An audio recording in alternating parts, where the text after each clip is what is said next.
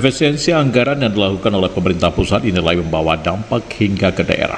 Di Melabuh, Aceh Barat, kebijakan tersebut ikut mempengaruhi aktivitas ekonomi masyarakat, terutama pada daya beli, sektor pertanian, dan juga nelayan.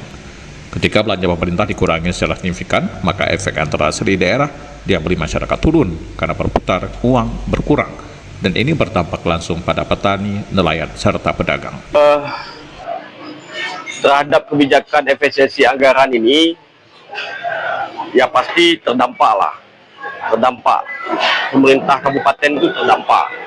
Kemudian kalau di segi masyarakat, itu semua terdampak seperti nelayan, petani, kemudian pedagang kaki lima, itu sangat terdampak.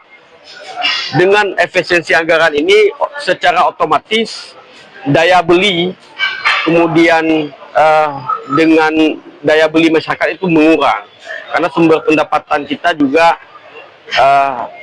sangat bergantung pada sumber APBD.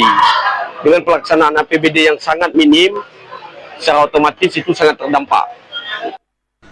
Berbagai sektor pertanian mengeluh turunnya permintaan dan sulitnya menjual hasil panen. Minimnya dukungan subsidi dan sarana produksi pertanian ikut memperparah kondisi.